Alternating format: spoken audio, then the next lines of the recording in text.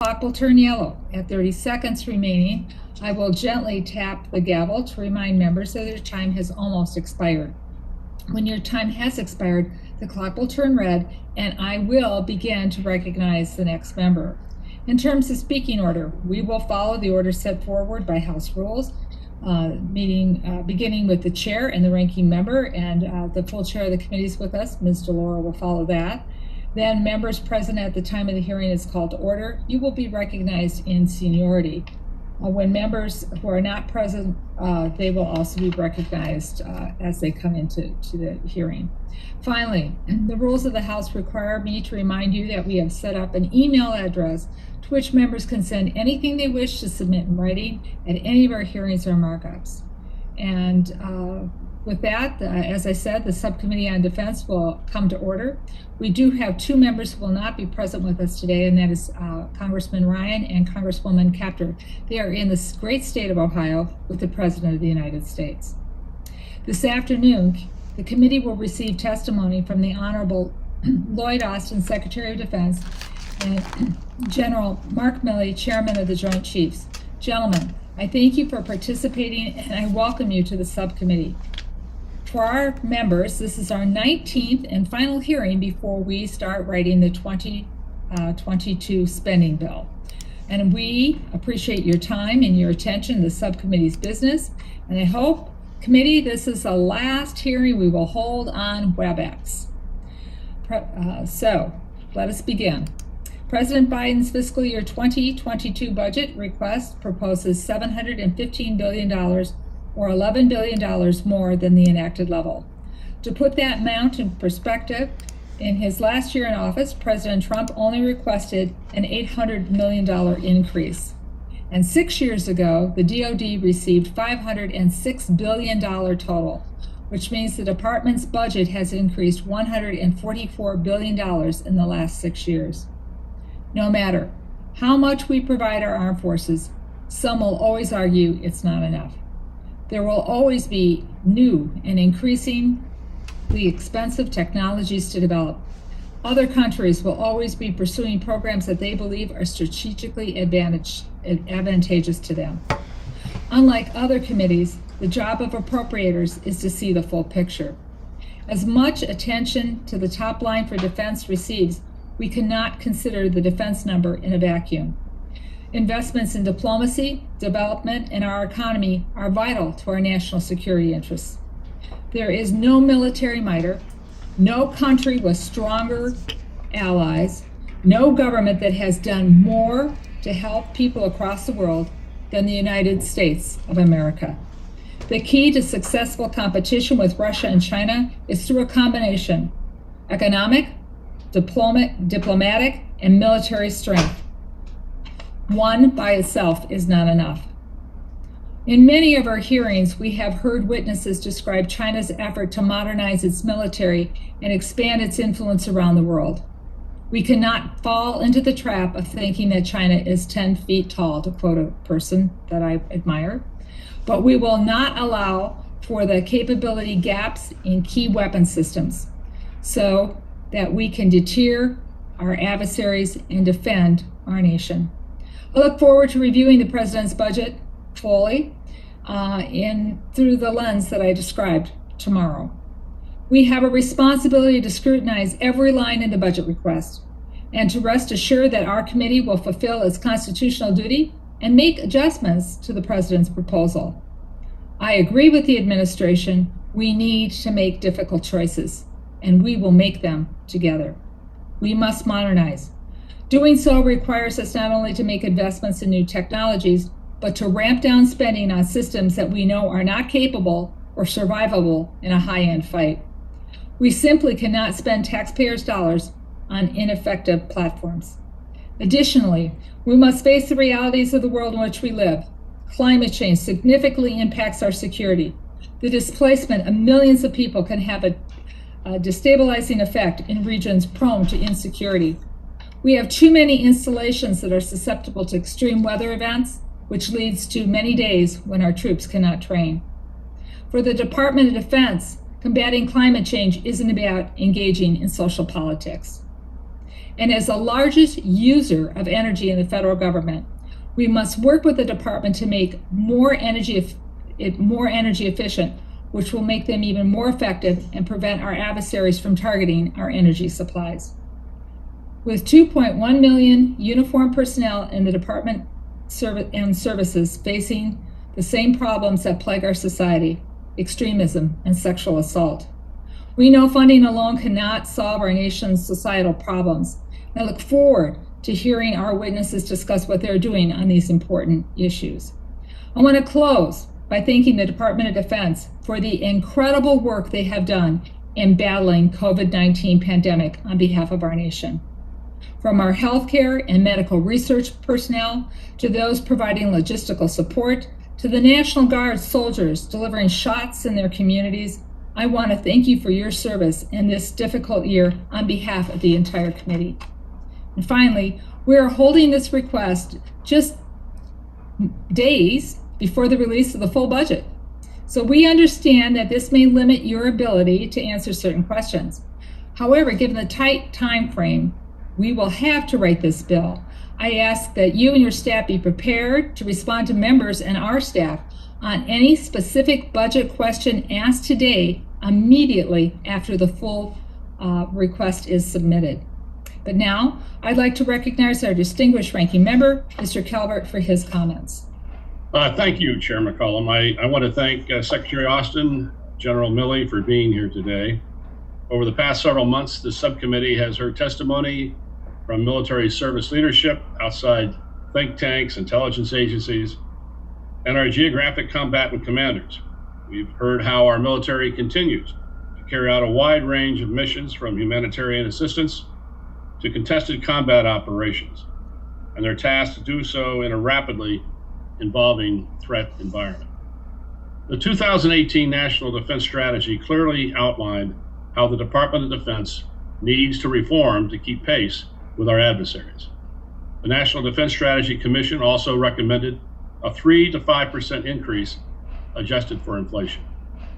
In order to ensure our military has the tools it needs, we must invest in advanced technologies for all warfighting domains, especially space and cyber.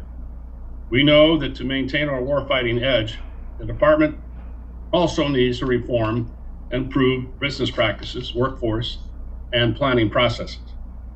To accomplish many of these goals, it's vital that we provide steady and predictable funding for the DOD, along with regular and proper oversight. That's why I'm greatly concerned by both the level of defense budget requests for the fiscal year 2022 and the significant delay in delivering it to Congress. I frequently talk about how damaging continuing resolutions are to our military, especially in acquisition efforts. I'm afraid that due to the requested funding level and the delay in the budget submission, we may be headed toward the continuing resolution. In addition, we need to have serious discussions about the divestiture of many warfighting platforms, some of which are vaguely defined as legacy. I understand that in the era of great power competition, our military must be modernized, ready, and lethal to address these threats from adversaries like China. I have serious concerns regarding the DoD's plans to divest or decommission platforms that are in high demand or have much service life left in them. Two of these come to mind are the MQ-9 Reaper and the Littoral Combat Ship. Almost every combatant command has told this subcommittee that they need more, not less, MQ-9 access. However, the Air Force keeps proposing to divest. Even more concerning is that there isn't something that will immediately replace the mission. Often DoD and the services propose to divest one system and replace it with a system that is just an unproven concept. Congress has made our position clear that we do not accept hope as a viable replacement. Regarding the LCS, we spent over $2 billion on 4 ships, $2 billion on 4 ships, with significant service life left that the Navy proposed to decommission in the FY21 budget. Congress reviewed the request and was very clear that we oppose the decommissioning of the LCS 3 and 4, and they should be used in the Southcom AOR. It's my understanding that the Navy is ignoring congressional intent and will again propose to decommission these very same ships in the FY22 budget. They have done little work to communicate with Congress to change our position. In my opinion, this is little more than a budget gimmick to allow the Navy to spend more money elsewhere. I agree there are some systems that must be retired to make way for newer, more effective systems. However, DOD cannot make these decisions in a vacuum. There must be more transparency and communication with Congress. To send up the same proposal that Congress has previously opposed and expect a different outcome, I believe, is ill-advised. DOD and the services should be up here making their case in advance of these proposals. I went through the war on a previous platform that didn't work out too well, and we don't want to do that again. Today, I would like to hear about the many issues facing the Department of Defense. First, the subcommittee has discussed in great detail the current efforts to withdraw forces from Afghanistan. Very concerned about the decision to remove forces and the timeline for doing so. However, that decision's been made. So how do we ensure those individuals who risk their lives to help U.S. forces are being taken care of? Many colleagues of mine are concerned specifically about the Afghan interpreters. I share that concern, but I'm also aware there are many other individuals at great risk also. I look forward to hearing the department's plan to ensure their safety. I look forward to reviewing these and other decisions for the fiscal year 2022 budget request, which hopefully will be submitted to us tomorrow. And thank you, and again, for taking time, and yield back the balance of my time, Chair. Appreciate it. Thank you very much, Mr. Calvert. Well, today I'm very pleased to say we are joined by the full committee appropriations chairwoman, Rosa DeLauro. Ms. DeLauro, please go ahead with your opening statement. Thank you so much, Chair McCollum, and to you, Ranking Member Calvert, as well, for holding this hearing. And I want to say a thank you to Secretary Austin and Chairman Milley for testifying. I also want to say thank you to both of you for your many years of dedicated service to our country. As a nation, we will always be indebted to our women and men in uniform and to the families and communities who support them. And as we approach Memorial Day, we hold in our prayers the families of service members who have made the ultimate sacrifice. And the best way for Congress to honor this service is by maintaining peace. Peace is a light in a world full of darkness. It is hard won, hard kept, and easily lost. And so although it may seem paradoxical, investing in national security, even in the instruments of war, is fundamental to ensuring lasting peace. No one on this panel needs to be reminded of the many threats that the United States faces. China is an increasingly fierce competitor, while Russia continues to be an aggressive revisionist power. Countries like Iran and North Korea pose unique challenges to our forces. And while international terrorism remains a serious issue, at the same time, we must manage the lingering effects of the COVID-19 pandemic, navigate a rapidly shifting technological landscape, and act on the existential threat of climate change. President Biden's fiscal year 2022 discretionary request of $715 billion represents an $11 billion increase for the Department of Defense. Many of the funds in the request are essential to protecting our national security today and modernizing the DOD for tomorrow.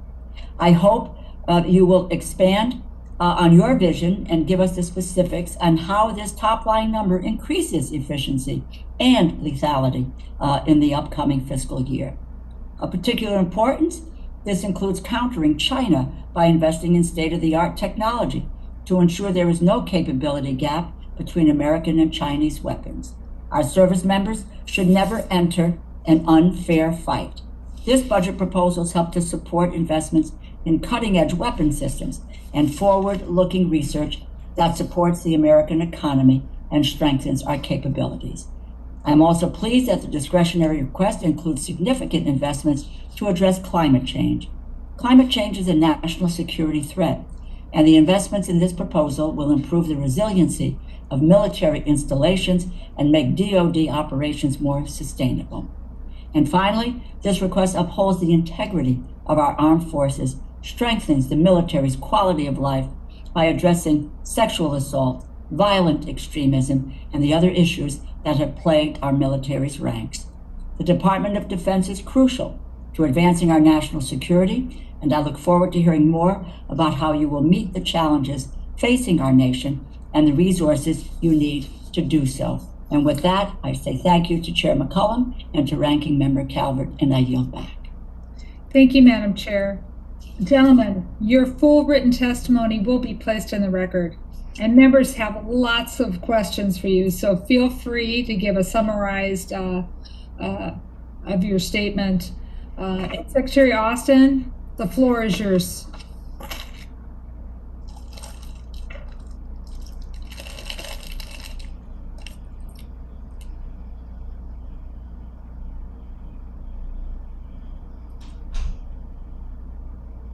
Secretary Austin, we cannot hear you.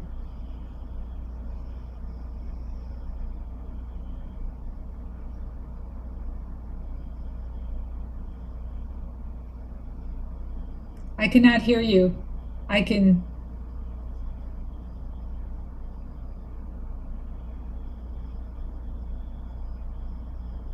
Kyle, is there anything we can do at our end? I'm checking now. The comms check worked earlier, so I don't know what changed. This is not on our end, ma'am. It's on the, it's, if you can hear me, gentlemen, we've checked our comms, and our comms is fine. So they're saying it's something with on your system at the Pentagon.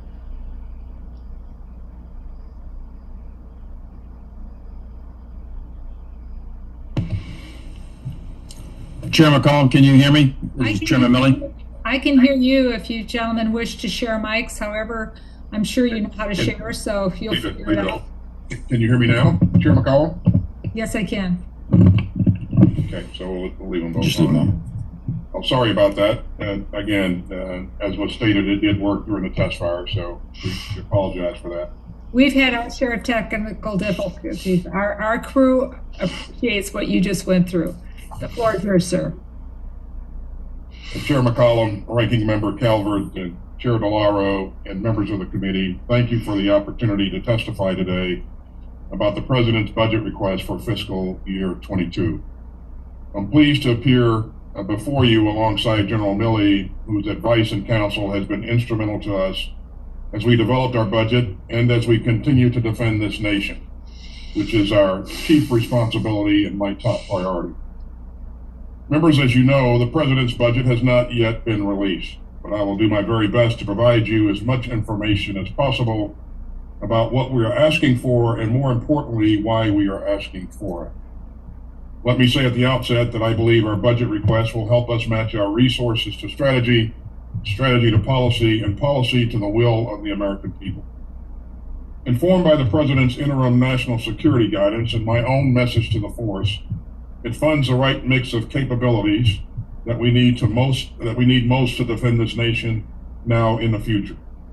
It invests in hypersonic weapons, artificial intelligence, microelectronics, 5G technology, cyber capabilities, shipbuilding, climate change resilience, and nuclear modernization, to name a few. And it gives us the flexibility to divest ourselves of systems and platforms that do not adequately meet our needs, include older ships and aircraft and ISR platforms that demand more maintenance and upkeep and risk than we can afford. As you know, we've commissioned a global posture review and a new national defense strategy, which will further inform and guide our resource decisions. The department must be ready to meet and keep pace with our competitors, and if necessary, to win the next fights and not the last ones. And that's why this budget stays true to our focus on matching the pacing challenge we see from the People's Republic of China. However, we recognize that this is not our only challenge. The budget also invests in efforts to counter the damaging effects of climate change and to be prepared for potential future challenges like another pandemic. This budget helps us to counter the belligerence that we see from Russia, especially in the cyber realm. This emphasis on missile defense and more sophisticated sensors, our budget will also help us counter the increasing ballistic missile capabilities of nations like North Korea and Iran. It funds a troop presence and counterterrorism capabilities in the Middle East and South Asia to meet the threats posed not only by Iran, but also by terrorist networks like ISIS, Al-Qaeda, and in Africa, like those posed by Al-Shabaab. I'm also confident that this budget will help us maintain the integrated deterrent capability and global posture necessary to credibly back up the hard work of our diplomats and demonstrate our resolve all over the world, alongside our allies and partners. And speaking of our partners, I know Afghanistan is on the top of your mind. As you know, the President directed us to withdraw our forces by early September, and I can report to you today that the retrograde is proceeding on pace, indeed slightly ahead of it. We accomplished the mission for which our troops were sent to Afghanistan, and I'm very proud of that. I'm also very proud of the brave men and women who made it possible and those who gave their lives for that mission. I'm also deeply grateful to the families of our service members who have endured so much as they sent their sons, daughters, husbands, and wives to battle. Our budget will help us develop the over-horizon capability that we need to ensure that terrorist attacks on our homeland can never emanate from that country again. We will now transition to a new bilateral relationship with our Afghan partners, one that continues to help them meet their responsibilities to their citizens, but one that will not require a U.S. footprint larger than what's necessary to protect our diplomats. And that's one reason why we're asking to move overseas contingency operations funding inside the budget. This will give us and you greater transparency, accountability, and predictability in the budgeting process. And because all necessary provisions currently established in OCO funding are retained, we expect no impact to other operations. This is the right thing to do, and frankly, it's overdue. Now, taking care of our people is also the right thing to do. The budget request increases funding to support in-home care and support, which has become increasingly important during the pandemic. We'll also see be seeking funds to improve military base pay, retention bonuses, and other incentives that will help us attract and retain the best talent. And we'll be working hard to combat challenges that make service in the ranks more difficult for all the men and women of the department, from getting a better handle on the extent to which we experience extremist behavior to combating sexual assault and harassment. As you know, my first directive as Secretary of Defense, issued on my first full day in the office, was to service leadership about sexual assault. I made it clear then, and I still maintain, that we must not be afraid to try new approaches, to change our minds, and so that we can truly and fully address the scourge of sexual assault in our force. But clearly what we've been doing hasn't been working, and the numbers of sexual assaults are still too high, and the confidence in our system is still too low. The Independent Review Commission that we established has provided me with an initial set of recommendations, first around the issue of accountability. This line of effort is focused on how these crimes are investigated and prosecuted. I've shared these recommendations with Chairman A.Milley and with the civilian and military leaders of service branches. I've asked them to review the recommendations and to provide me their views in return. There will be additional recommendations coming to us from the IRC on prevention, culture, and victim support, and I look forward to receiving them. But I will say this to you today, that these are attacks by our own people on our own people. And they tear at the fabric of who we are, and they represent and what we represent to each other and to the American people. And so as I review the recommendations on how to address this challenge, I continue to keep an open mind. You have my commitment to that, and also my commitment to working with you to consider legislative proposals. Madam Chair, members of the committee, we fill the greatest military in human history, made up of the finest men and women that have ever donned the cloth of their nation. We also enjoy a civilian workforce deeply committed to every mission that we take on. And for all the things that we need to do better, no adversary can match the quality of our people. I am immensely proud and actually humbled to be of service to them and to serve again with them and their families. I know the values that they espouse, the oath that they took, and I know what they're capable of. And I believe I have a very good sense of what they need to do their jobs. And I can assure you that the President's budget request for fiscal year 22 fulfills that obligation. And I look forward to answering your questions. And I thank you for your unwavering support that you continue to provide the department, and for all the efforts that you make every day to ensure that we remain ready to defend this nation. Thank you. Thank you, Mr. Secretary. General Milley, you are now recognized. Thank you, Madam Chair. And just a quick commo check. Can you still hear me? Over. Great. And Chair McCollum and Ranking Member Calvert and Chair DeLauro, distinguished members of the committee, thank you for the opportunity today. It remains my distinct honor and privilege to represent the soldiers, the sailors, airmen, Marines, Space Guardians of the United States Joint Force, which, as Secretary Austin noted, is the most capable military in the world. Our troops are the best led, best equipped, best trained force anywhere. And I want to personally thank Secretary Austin for his steady leadership and wise guidance. Your joint force is standing watch, protecting America's interests in all domains around the globe as we sit here today. Alongside our allies and partners, American soldiers, sailors, airmen, Marines, and Guardians are currently standing watch in 165 countries and conducting operations that keep Americans safe. And we deeply appreciate all of your thoughts throughout this Memorial Day weekend for what they do every day, 24/7. The United States military is a critical component of national power, which in concert with our diplomatic efforts, our economic engine, and our overriding hope, an example of the American message, will deter our adversaries and preserve the peace. We are prepared to fight and win if those seek to attack us or our allies and partners are undeterred. But force must always be a last resort when other means of achieving our ends have been exhausted. The Joint Force appreciates the work that our elected representatives do to ensure that we have the resources needed to train, equip, and man the force in order to be ready. The days of the Budget Control Act of 2011 and repeated continuing resolutions which eroded readiness are hopefully behind us for good. The Joint Force will deliver modernization of our armed forces and security to the people of the United States with this FY22 presidential budget request of $715 billion. While it's a modest increase from the enacted 21 budget, it is a significant commitment of the people of the United States that they have entrusted to us that amount of treasure, and we will work diligently to ensure it is spent prudently in the best interests of the nation.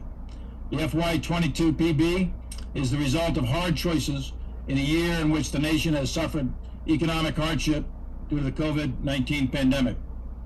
In alignment with the interim national security guidance, this budget delivers a ready, agile, and capable joint force that will compete, deter, and win across all domains, which is postured for continuous dominance into the future. Consistent, predictable budgets informed by the will of the people are critical to our nation's defense, and the passage of timely budgets instead of CRs enable planning and prioritization, especially in the acquisition and procurement area. PB 22 budget requests increase readiness of the force by developing the joint force of the future, ensuring the people are our number one priority, and positioning us to achieve through teamwork. America's network of allies and partners is a strategic source of strength, and many enemies have grossly underestimated the United States and its people and our allies in the past. They've underestimated our national resolve, they've underestimated our capability, they've underestimated our skill and our combat power, and each has made a fatal choice, which ended with their enrollment in the dustbin of history. The same will be true of any enemy that makes that mistake today or tomorrow. We are ready now, and we remain so in the future. And we're also facing tough strategic choices, and we are being increasingly challenged with very capable potential adversaries clearly acting in opposition to our interests. So this budget prioritizes nuclear modernization, long-range fires, hypersonic technology, artificial intelligence, shipbuilding, microelectronics, space, cyber, 5G, and many others. It strikes an appropriate balance between preserving present readiness and future modernization. But it is biased towards future operating environment and the readiness it's going to take in the future for this fundamental change in the character of war that we are currently undergoing. It is now that we must set ourselves on the path to a modernized joint force that will ensure overmatch in all domains in order to maintain the peace. Our job as your joint force, our contract with the American people, is that we, the United States military, will never lose a war. We will support and defend the Constitution of the United States, and will do so 24/7, all day long. And I look forward to your questions. Thank you for your testimony. We'll now turn to questions. The order of recognition will be placed in the WebEx chat so members can know their order in line. And as usual, I usually say who the next couple folks are. So it's going to start with me, then Mr. Calvert, and then it will turn to Ms. DeLauro. I'm going to ask two questions in general and see how I'm doing for time. And I think the first question, Secretary Austin, I'll just direct towards you. And you touched on this briefly, but I'm going to ask you again directly. Is the $715 billion sufficient to carry out the department's mission?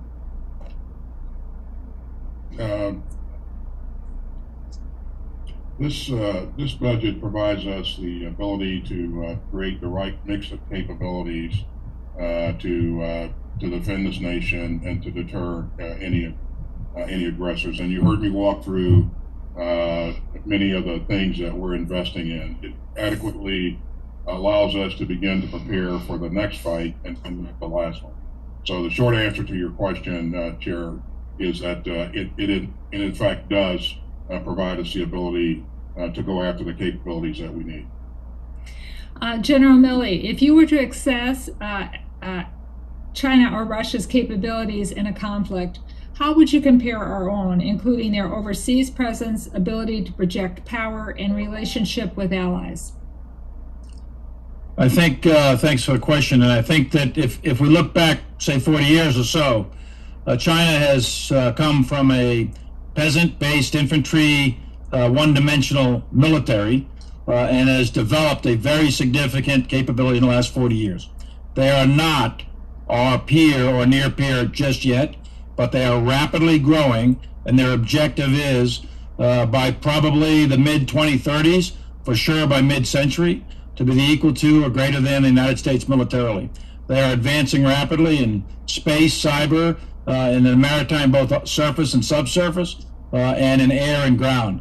So they are a very, very significant competitor to the United States, but they are not yet our equal, but their intent is to be our equal. Another question for you, General. As you mentioned in your statement, it's imperative that we maintain our technology advantage over our competitors. Could you please, to the best of your ability, with the budget being in front of us, tell us the effects of when funds are diverted away from advanced capabilities and towards less capable weapon systems? In other words, what happens when you can't, put the purchase power where you think it needs to go? In my view, we're experiencing a change in the character of war, where we have a variety of very advanced technologies that are all converging in time and space over the next 10, 15 years. Those are hypersonics, precision munitions, robotics, artificial intelligence, and a wide variety of other technologies. If we do not put a lot of money towards those and developing them to a level of capability to deploy in our joint force, then we'll be at a significant disadvantage to those countries that do develop them. China is investing heavily in all of those capabilities, but we need to definitely do that. This budget does a lot of that. It'll have to be a sustained level of effort over many years, but it's critical to the defense of the United States that we invest in advanced technologies. Thank you. And then my final question for you, Secretary Austin, is how has climate change and extreme weather events, lack of resiliency, cost the department, and how does it impact our installations, our readiness, and our operations? Well, as you've heard, our president say, climate change is an essential element of our national security, and I absolutely agree with that. It impacts our plans, missions, and capabilities, and our readiness. It creates instability in places that are important to us. And as you've mentioned, it also provides challenges for our installations, as we've seen a number of elements come together, erosion of our shores being one of them. So it's factored it will be factored into our planning and our operations going forward. I think there are opportunities to invest in technologies that help us better and more efficiently store water, energy, and power. And also, you'll see us investing in technologies that are relevant to our warfighting mission. And as you know, Chair McCollum, we have one of the largest civilian fleets or non-military, non-tactical fleets, excuse me, in the inventory, and so converting some of those vehicles to electric vehicles, I think, could save a lot of energy. And I'll stop there. Thank you very much. Members, I took under 5 minutes, so I'll yield back and turn to Mr. Calvert for his question, and then Ms. DeLauro. Thank you, Madam Chair. Secretary Austin, many of my Republican colleagues and I are very disappointed by the top line request for fiscal year 2022. You've heard from my allies, or my compadres, both in the House and the Senate. I'm sure you'll hear more. I've heard some say that the budget is an increase of 11 billion, but when you factor in inflation, and by the way, inflation is going up, not down, it's actually about a 0.4% cut. When you consider the massive readiness and modernization challenges facing all our services and the pace by which China is developing its military capability, this request, in my opinion, is insufficient. I strongly believe that to maintain our warfighting edge, we must increase the defense top line by 3 to 5% above inflation, as Secretary Mattis set forth in his National Defense Strategy. And I suspect we'll probably have another defense strategy reflecting these new budget numbers.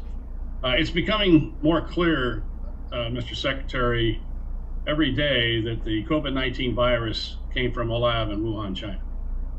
And China was aware of that from the beginning. That is who we're dealing with. China's budget is going up by double digits. They have significantly more ships, bombers, fighters, missiles in the South Pacific, with us and including our allies. I would say you're right. China is not yet our peer in worldwide military capability, but do they exceed our capability in the South China Sea? Thank you, sir. My assessment is that they don't. And first of all, you've heard me say before that China is currently and will remain our pacing challenge going forward. You've seen me do a number of things to try to continue to focus the department on the China challenge. We established the China task force that is about to complete its work and will inform our efforts going forward here and help us to create synergies and eliminate duplication and more efficiently focus us on this on the China challenge. Again, China has no allies. We have many allies around the world, and we certainly have some strong allies and partners in the Indo-Pacific region. And that gives us greater capacity and greater capability. And you've seen us very recently begin to try to strengthen those alliances. As I made my first overseas trip, along with Secretary Blinken, out to the Indo-Pacific region, and I think it was a very well-received trip.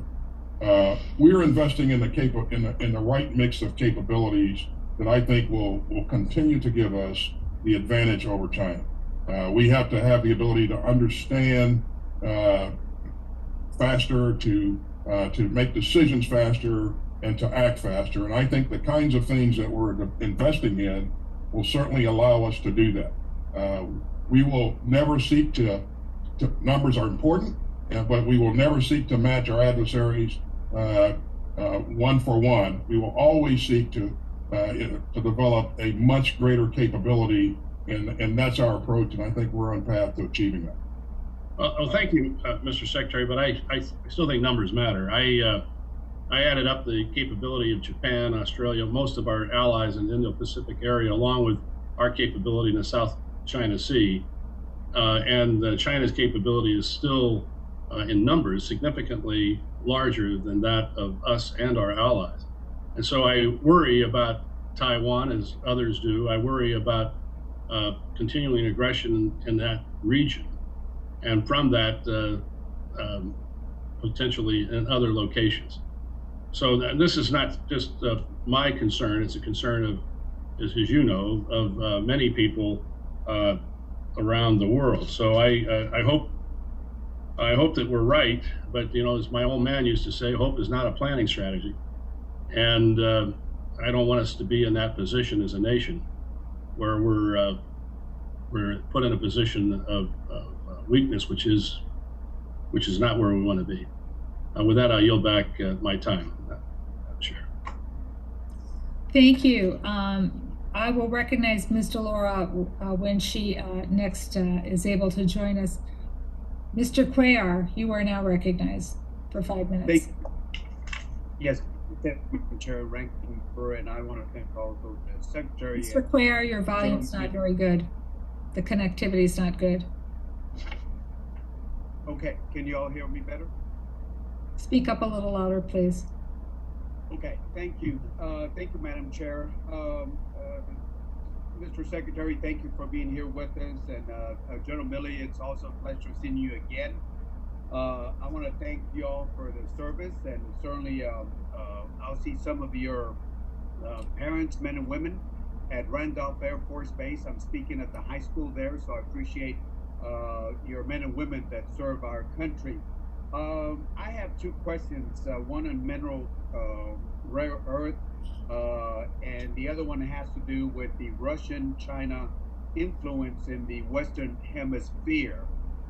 A couple years ago, I added to the National Defense Authorization language to do a Western Hemisphere resource assessment to see what China and Russia and Iran to an extent are doing there. And as you know, Southcom has done a great job at getting us this information.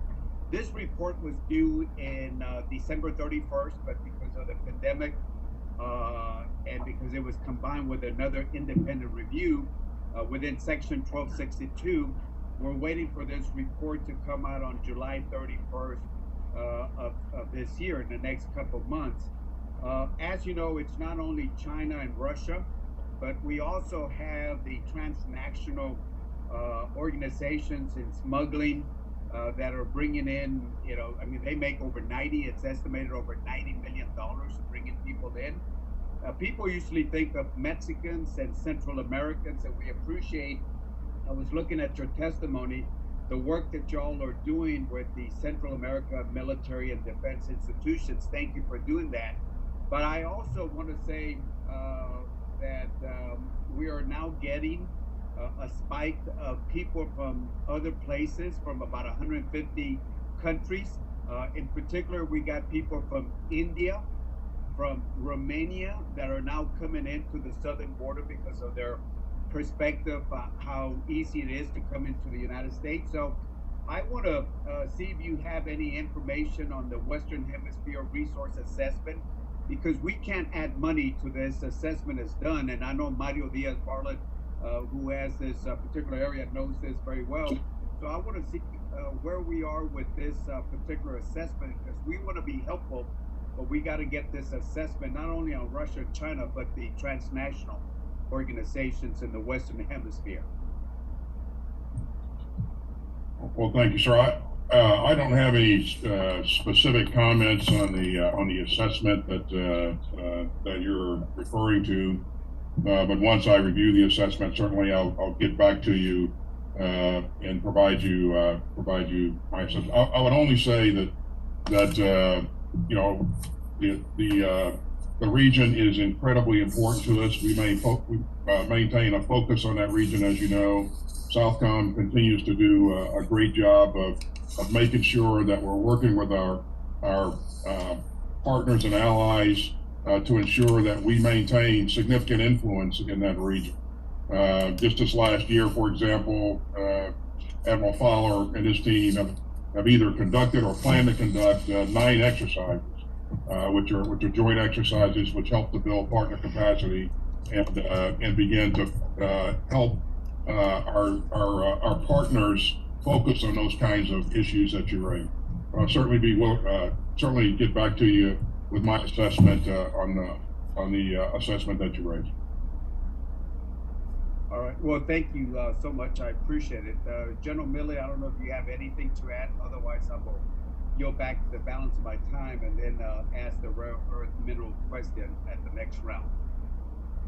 I don't, Congressman. Thank you, and I'll provide my assessment when I see the report, and I'll be dutiful about that and give my advice to the Secretary of Defense and provide some feedback to you as well.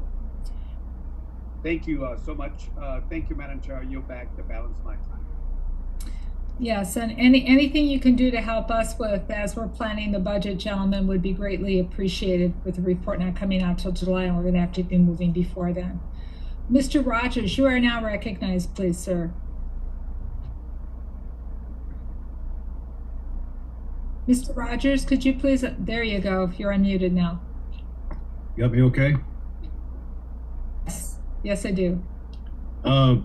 Secretary Austin, General A.Milley, thank you both for being here today, and thank you for your service to our country. I want to discuss a topic that's on the forefront of many of us on the committee, and that is competition with China and Russia. Undoubtedly, we are at a crucial moment here. We're beginning to lose our critical competitive edge in multiple domains. How does the fiscal 22 DOD budget address the modernization initiatives that need to occur?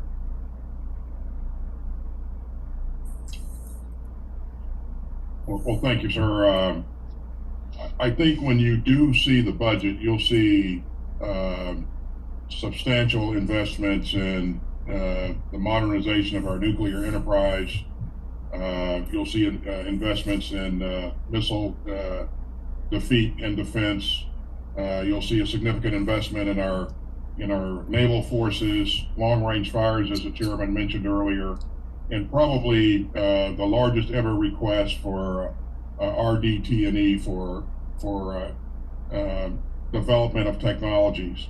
So, our effort again is to make sure that we have the ability to leverage quantum computing, to begin to leverage AI, space-based platforms, and not only just leverage them, but begin to network these capabilities in ways that they've never been networked, and that will provide us significant capability. We recognize the fact that China's attempting to make strides in cyber and space, but we're confident in the mix of capabilities that we're investing in will put us in the right place in terms of maintaining a competitive edge and increasing that competitive edge going forward. The President's interim national security strategic guidance mentions the need to develop capabilities to better compete and deter gray zone actions by our adversaries, including, quote, irregular warfare, quote. How can the department collaborate better with the State Department and the intelligence community to deter China and Russia where they threaten our interests through such means? Well, coming into the job, sir, one of my objectives, which we've been able to achieve and sustain, and we will sustain going forward, is to make sure that, number one, we always lead with diplomacy, but most important, to make sure that I have a great working relationship with the Secretary of State, and also with the Director of National Intelligence, as well as the Director of the CIA. And we have routine meetings on a weekly basis to share insights and collaborate on issues. That spirit of cooperation is permeating all the way down to the lowest level, and not just on its own is something that we not only encourage but require. But to your point, I think that we've seen some in the past some interesting techniques employed by the Russians and others, and certainly we want to make sure that our collaboration with our interagency partners provides us the ability to close down any gaps and seams that would put us at a disadvantage. And I'll stop there. Well, the bottom line is we're in a worldwide competition, both with Russia and China. And we've got to adapt and adopt a whole of government approach to the problems. Do you agree with that? Agree with that. It's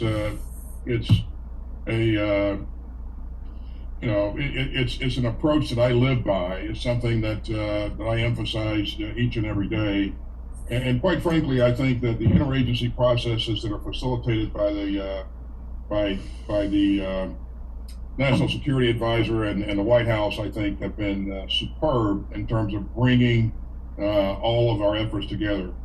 A good example of this collaboration you've seen with COVID-19.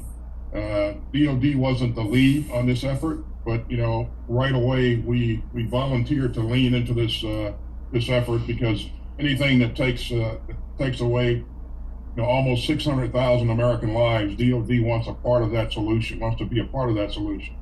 So led by another agency, but certainly we did everything that we could to support the effort. But I think this interagency approach, this whole of government approach that you mentioned, is absolutely the right approach. I think you'll see that in our efforts to compete with China and everything else that we do. And I'll stop there. Thanks for your service. Thank you very much for the question, Mr. Rogers. We now have Mr. Kilmer, who will be followed by Mr. Womack. Mr. Kilmer, please.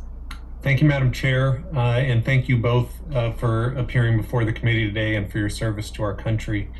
As you both know, our public shipyards are key to maintaining the readiness of our carriers and our subs, as well as supporting our national defense posture.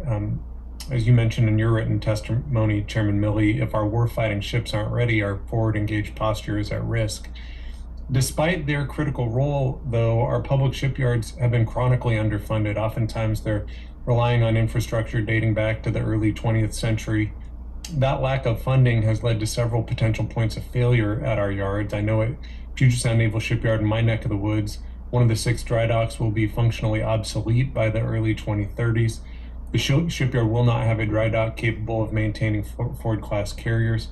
There are real concerns about the infrastructure in the event of an earthquake, and that leaves the Navy at a disadvantage at a time when our adversaries are on the rise and when America's naval dominance is indispensable. So, in order to address the crumbling facilities at our public shipyards, the Navy released its Shipyard Infrastructure Optimization Program, or SIOP, in 2018, which provides $21 billion over 20 years. I very much support this, and I'm worried that an absence of strong leadership will lead to costly delays in these investments. So 2 questions. One for Secretary Austin. How are you helping to prioritize the Navy's SIOP and ensure that it's not displaced by other budgetary priorities? And General A.Milley, I'd love for you to chime in on how the SIOP fits into our defense strategy overall to counter our adversaries, including China. Well, thanks for the question, and I think it's a very important question. We have the most powerful and dominant Navy in the world, and it will remain so on our watch. I think you'll see when we release the budget that the FY22 budget does ensure a ready, capable, and sustainable fleet. I think you'll also see that we're going after the right mix of capabilities to maintain the dominance that we currently enjoy. And I would just say that the SIOP initiative is a great initiative to ensure that our public shipyards remain relevant and capable. And when you see the budget, you'll see that we are continue to invest in this initiative, and we'll continue to do so throughout.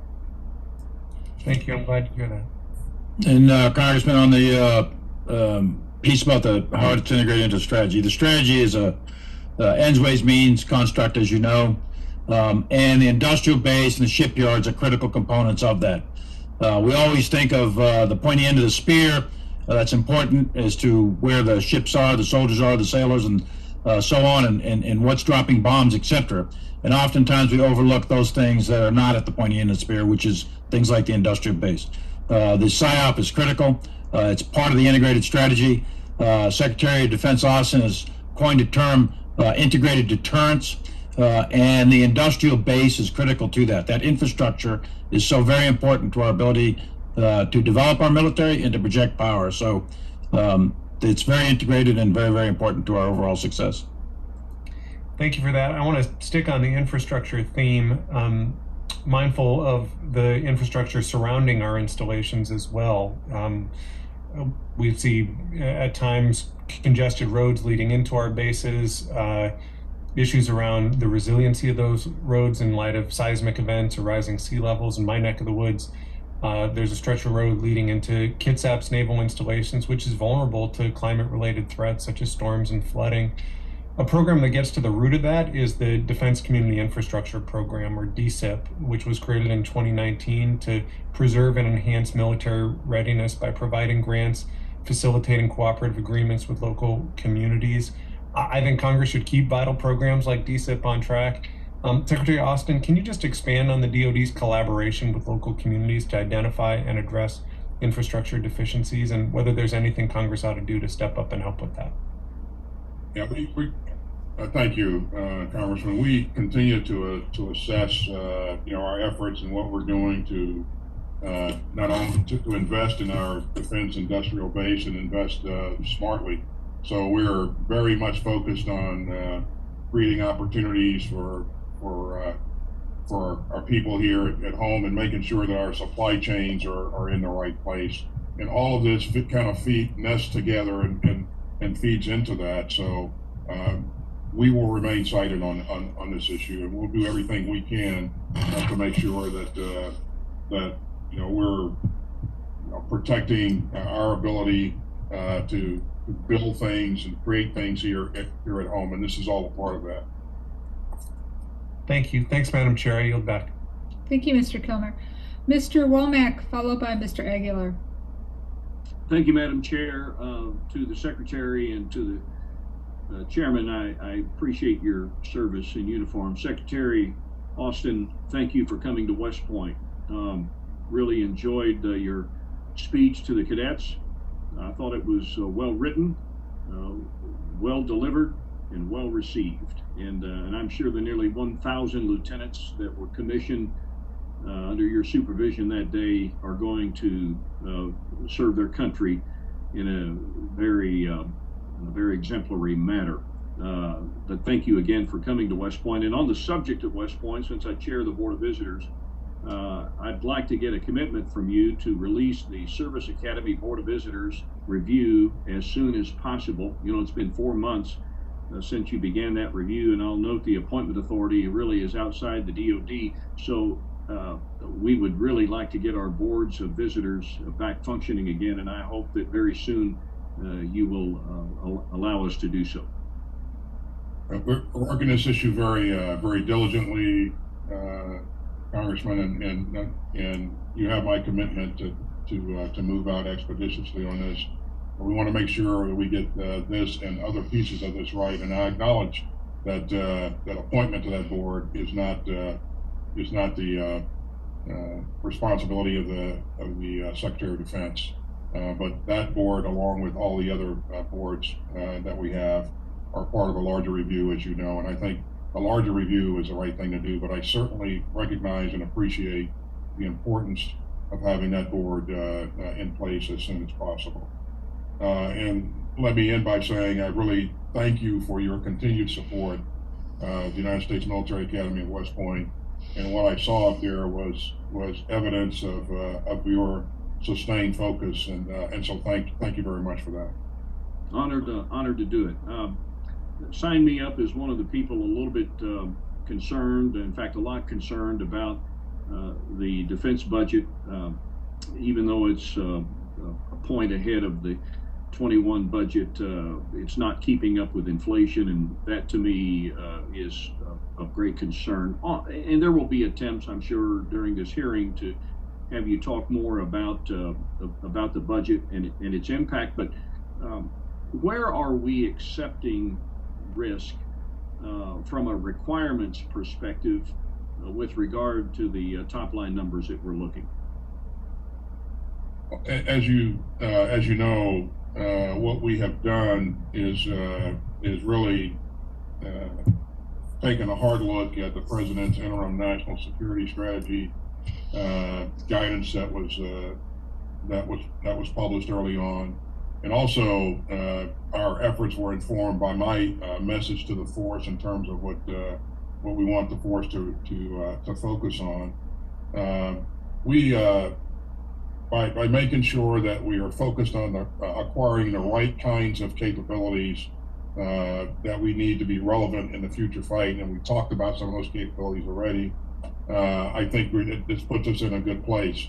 And what it requires us to do is to make sure that we work with the services and take a hard look at those capabilities that will not be relevant in the future fight, and really begin to no longer invest in those kinds of capabilities, but yet focus on the things that we know we'll need, and also those things that have reached a point in their life cycle where they're so expensive to retain and maintain that they don't continue to provide an advantage for us. So that, what we're doing is optimizing our efforts by making sure that we're focusing on the right things and not continuing to invest in things that are not as relevant going forward. Yeah, last question in this round is about long-range fires. I'll direct it to General Milley. We've seen some inter-service squabbles regarding long-range fires. I see it as a clear manifestation of how threatened maybe the services feel in a constrained budget, but long-range fires are crucial to any conflict, and particularly what we're looking at now with near-peer adversaries. So, Mr. Chairman, how are we deconflicting the arguments about long-range fires, and specifically the importance they are to the ground forces? Yeah, thanks, Congressman. As you know, we're developing the joint warfighting concept, which is it's the vision of how we want the future force, the future joint force to fight. It's a concept, not yet doctrine, so we are experimenting with a variety of concepts within that. One of those concepts is joint long-range fire. And within that, each of the services play a key role respective to their service. So the Navy provides joint long-range fires. The Air Force provides joint long-range fires. The Marines are developing joint long-range fires, and the Army is developing joint long-range fires. Each of them bring a unique and distinct capability to integrate into the joint warfighting concept of the future. This budget, you said where we're taking risks. This budget is biasing the future over the present slightly. When I first became Chief of Staff of the Army 6 years ago, when I looked at that budget, we were mortgaging our future to pay for the present. Today, it's the opposite.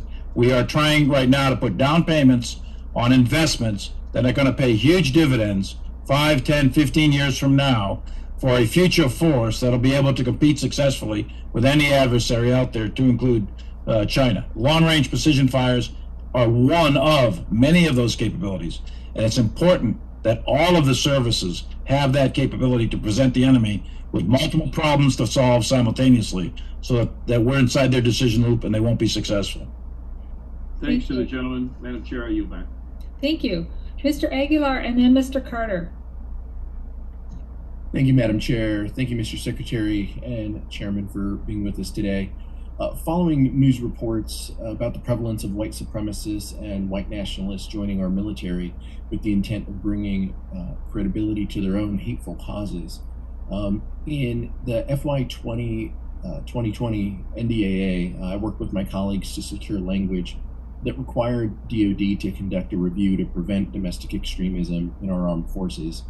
In February of this year, the report was released to Congress and confirmed that white supremacist organizations have actively worked to infiltrate and to gain combat and tactical training and identify new recruits, and the use of active duty service members to bring recognition to their organizations.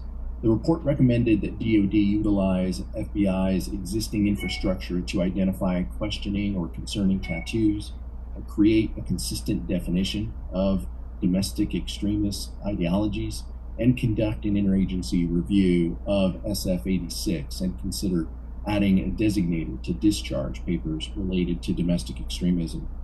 As a result, I introduced legislation, the Shielding Our Military from Extremists Act, which would require DOD to act upon the recommendations within 6 months.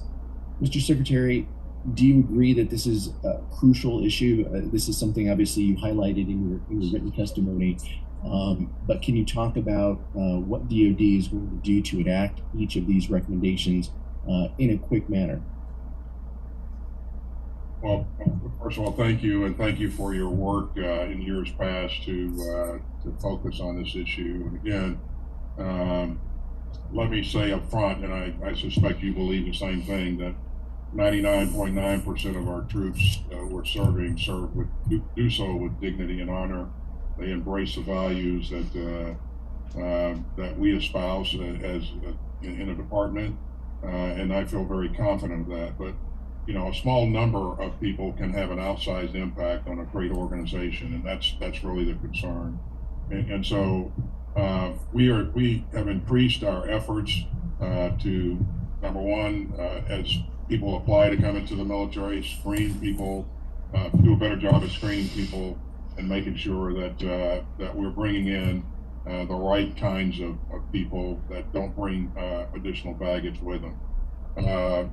Our efforts to during our stand down that you saw us conduct earlier this year, that effort was just to make sure that our leadership is focused on making sure that we're creating the right climates for our troops to live and operate in, and make sure that people are aware of what some of the signs of extremist behavior or radicalization can be.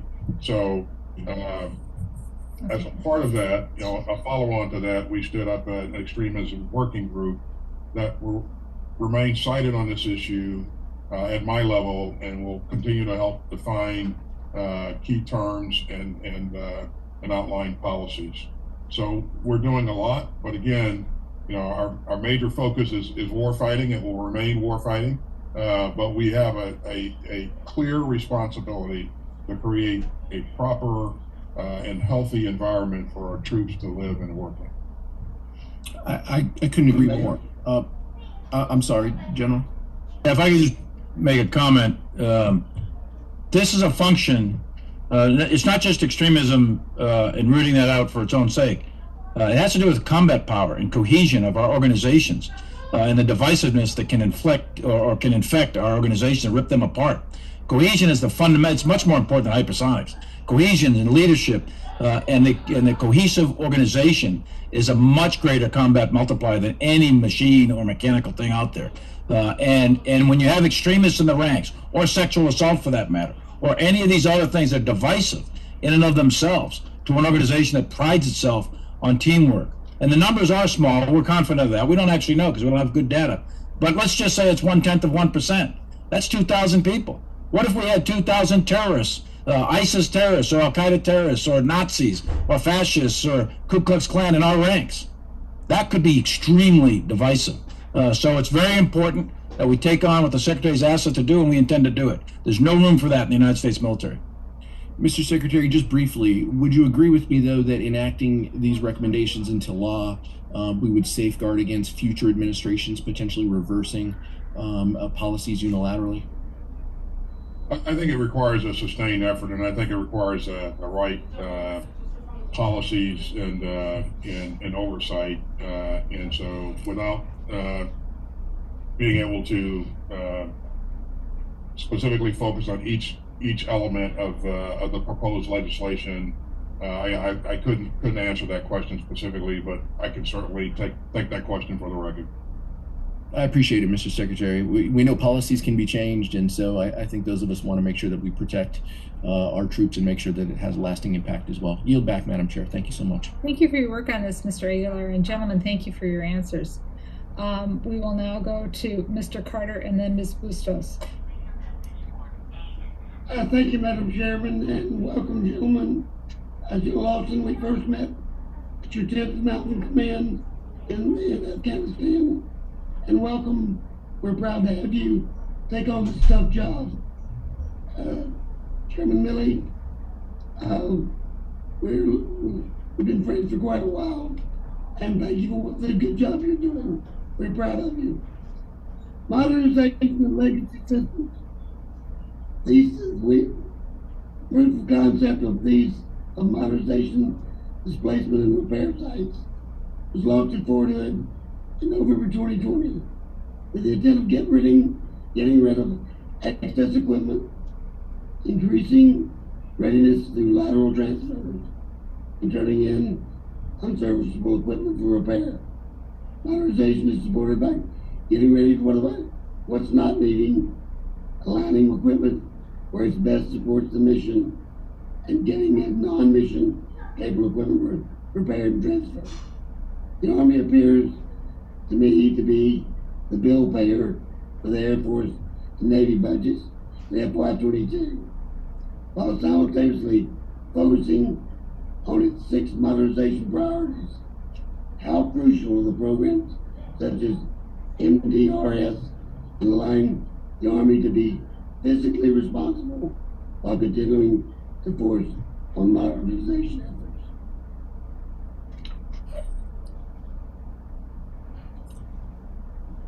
Could you understand me? I didn't get the very tail end of the question, but I think I got the gist of the question.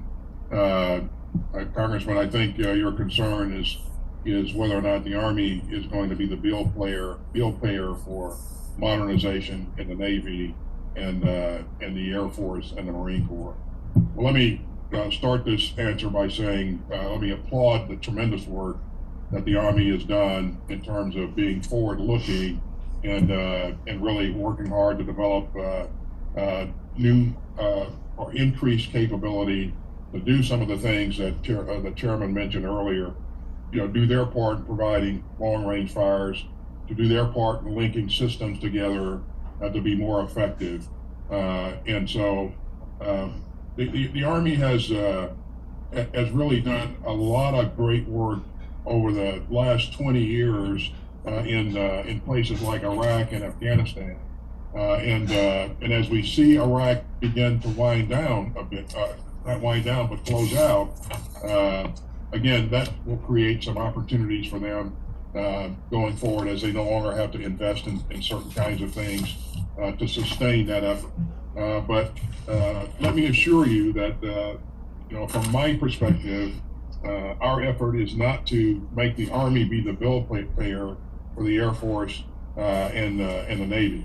The Air Force and Navy are also taking a hard look at themselves, and the Marine Corps as well, to see what they should no longer invest in so that they can create opportunities for themselves and invest in increased capability going forward.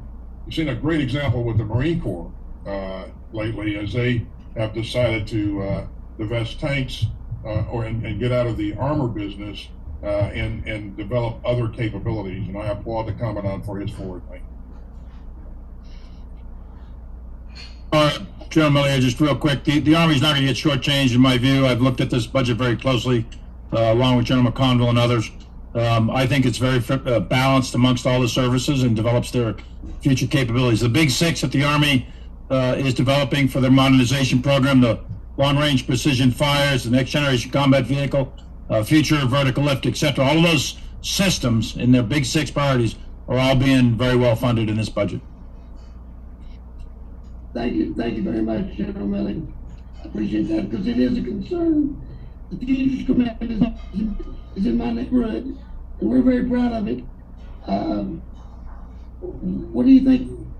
How do you feel it's doing as it advances the modernization of our military and what we're going to do in the future? I think what you say, Congressman, is how's the Army doing? Is that what you said? Futures Command. The Army's Future Command. So, I was just down there a few weeks ago in Austin, Texas. It was a brilliant idea by, as you well know, Senator McCain was instrumental in coming up with the concept and the idea. It was developed for a couple of years, and then we finally fielded it down there a few years ago. Went down there and looked at General Murray and all the team. They've come a long way, and they are really on the cutting edge and they're doing some great stuff for the Army, but broadly for the joint force. They are really moving out quickly. And as you know, that's a hub of innovation, really, and becoming a national hub of innovation in the commercial world as well. So we're very proud of Futures Command, and it's doing very, very well. And I would just pile on to that, Congressman, and echo what the chairman has said. You know, I know the people involved, and I'm kind of seeing what they're doing. It's been very, very impressive. I'm very encouraged thus far. Central Texas is very proud of Fort Hood and the Futures Command, and we want to make sure they're taken good care of. Thank you both. Thank you for your service.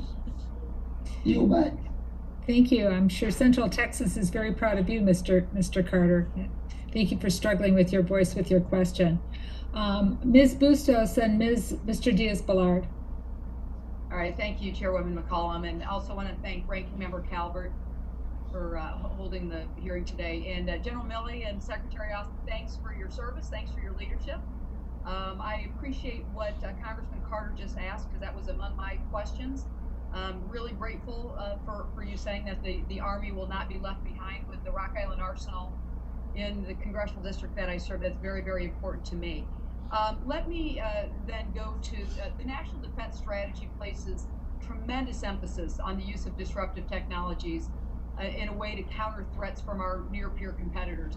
Additive and advanced manufacturing is one of those disruptive technologies that has the potential to significantly change how we address supply chain issues. Completely rethinking how we can develop certain weapon systems with significant savings. And I know we see some of these real opportunities to have advanced manufacturing revolutionize how we do infrastructure work as well. So I ask this because the Rock Island Arsenal, again, in the congressional district that I serve, is designated as the Army's Advanced Manufacturing Center of Excellence and has been doing a lot to support the Army's broad goals for this capability. I'd like to get your thoughts on the importance of advanced and additive manufacturing to the future defense spending. Mr. Secretary, why don't we start with you, and then General Milley, if you could add to what the Secretary has to say. I thank you very much for the question. I think this capability is you use the term disruptive. I absolutely agree that it's these kinds of things that will create that, increase that competitive edge that we want to maintain and increase. And so being able to do things differently, but also do them in forward position areas, I think is critical. So the work that's ongoing, I cannot say enough about, and my goal will be to leverage the work that's ongoing, but to also increase our efforts and speed things up if at all possible. And I would add to that, Congresswoman, as we look at the future operating environment, the change in the character of war, the joint warfighting concept, some of the attributes that jump out at you are units are going to have to be smaller, more widely distributed. They're going to have to be able to sustain themselves, because long lines of communication that are quite vulnerable to enemy activity may or may not work in some future conflict. So units are going to have to be very self-sufficient, and additive manufacturing is a key component to that in the logistics chain. So the supply chain, you're going to have to produce your own things, your own spare parts are going to have to be produced locally for you to function as a unit. That's going to be true in ground, probably true at sea, and perhaps air might be a little different, but for sure for ground forces, that'll be a critical component to success. Yeah, so we're looking for... And General Milley, I know that you've been to the Rock Island Arsenal, and we'd love to have you back, and Secretary Austin, we'd love to have you there as well. There's really a lot to show off there, so I'll extend that invitation. I know you probably get a lot of these. I do have a little bit more time, so I'm going to switch gears to the Air Force for a second. We have an Air National Guard base, the 182nd Airlift Wing in the congressional district I serve as well in Peoria, Illinois. And I really some deep concerns with Senator Duckworth, with Senator Durbin, and I about the Air Force's plans to decrease the effectiveness and flexibility of the National Guard C-130 divestments. I know that the National Guard insists that the C-130 is valuable to the homeland for our defense mission here at home, as well as to meet overseas tactical requirements. The flexibility and readiness of the National Guard will be negatively impacted by any reduction in the C-130s. Air Force doesn't believe the current fleet of C-130s are needed in a high-end flight in near peer adversary, and the National Guard insists that the C-130s are instrumental to their protection of the homeland. Does it make more sense to recapitalize the Air National Guard C-130Hs with the active component C-130J fleet? And if you could maybe weigh in on that, it's something that we're very concerned about in my neck of the woods. I can't comment on the specific decisions on the C-130 that the Air Force is making. I would tell you that, as you pointed out, the C-130 has been and will continue to be, in my view, a very important piece of the inventory. The old saying amongst pilots is that when the most advanced fighter goes to the boneyard, the pilot will get a ride back on a C-130. Now, in terms of the specific capabilities of an H model versus a J model, and what the Air Force wishes to gain by investing in more of one or the other, again, I'd have to have the Air Force lay that out for you in detail. Okay, well, we'll follow up. I'm out of time right now, and I'll yield back, but we will follow up with Mr. Secretary. I yield back, Madam Chair. I know you were hoping for a big reveal, Ms. Bustos. Good try. Mr. Diaz-Balart, and then Ms. Kilpatrick. Thank you very much, Madam Chairwoman. And first, let me again add my thanks to both of you gentlemen for your years and years of service to our nation. Include me in one of those lists of the skeptics as far as when we're looking at the proposed budget, which I think is adequate and clearly does not provide the Defense Department the funds necessary to execute all of our national defense strategy pillars. And so it's obvious that it's pretty clear that every service is going to have to look to making some serious changes. But here's my question. And so, we spent a lot of time and got a lot of bipartisan support, the national defense strategy. And we've had obviously multiple hearings and classified briefings, which kind of, I think, added and continues to add to the support of that strategy.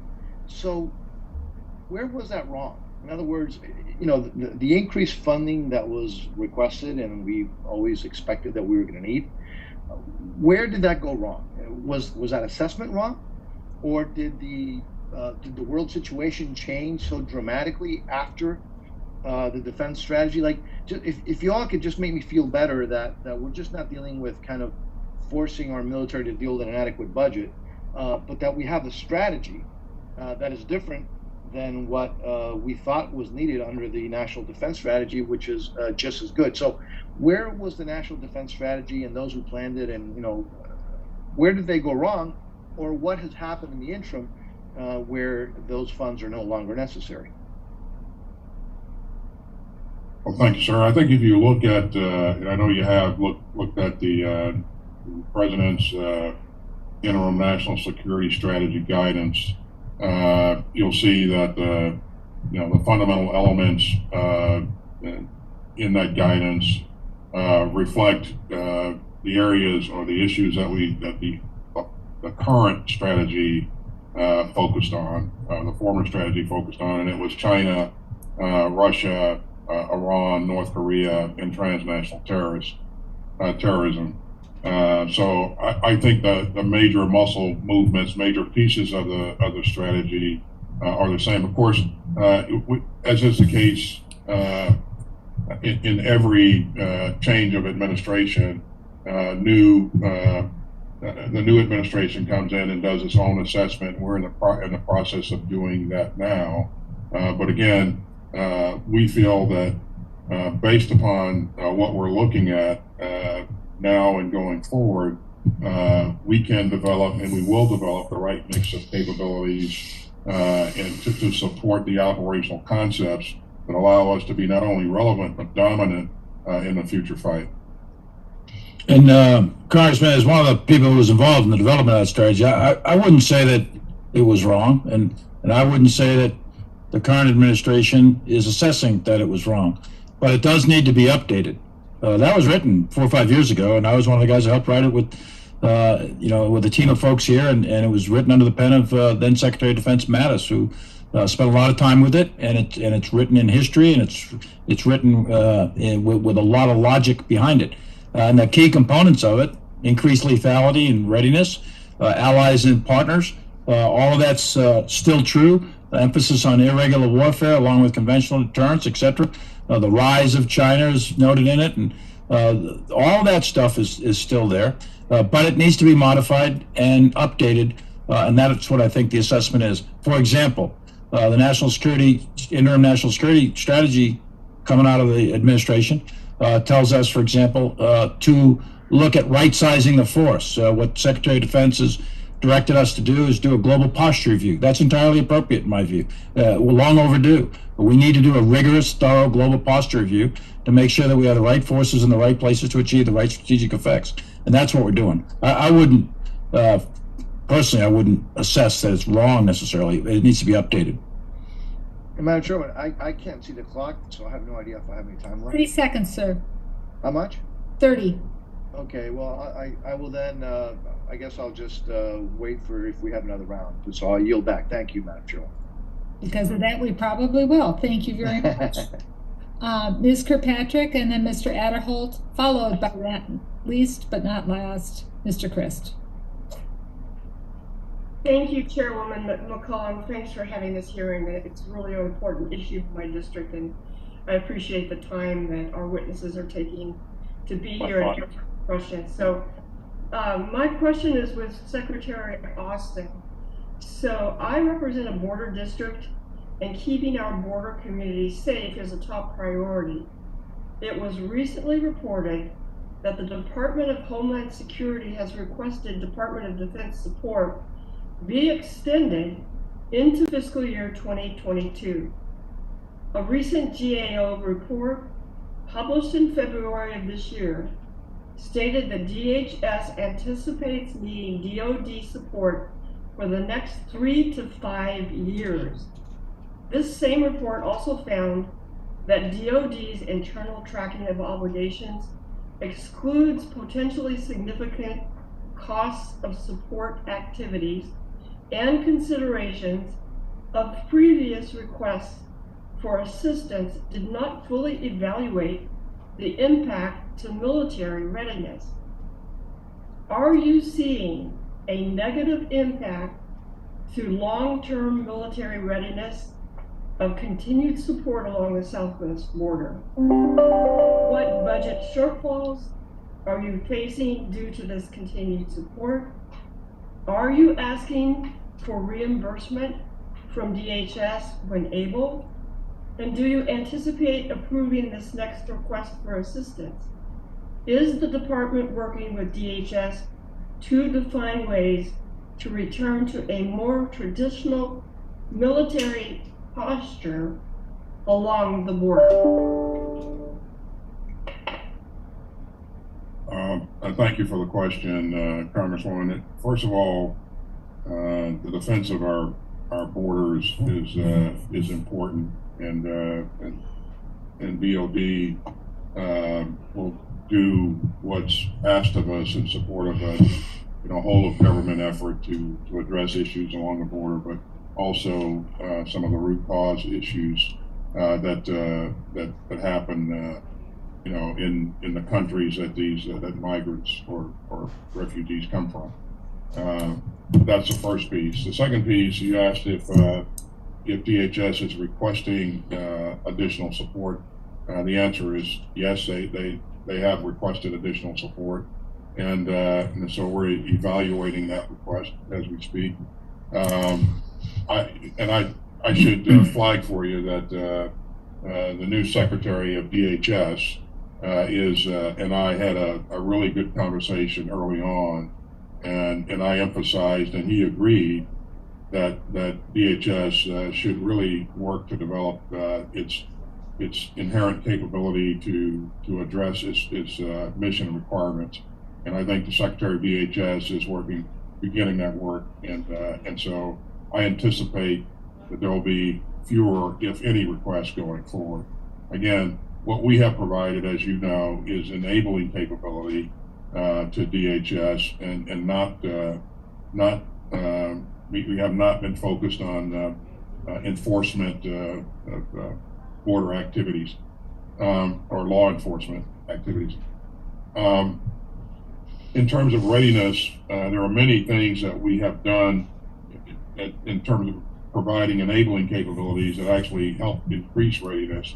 Some of the flying hours that we've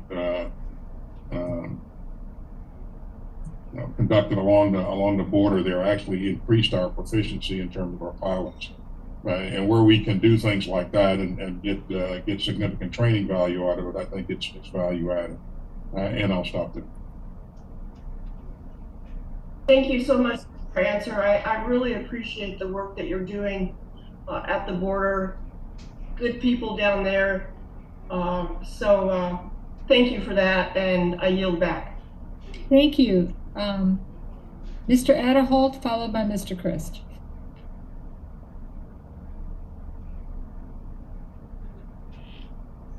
All right, now hopefully there you go. I can hear you.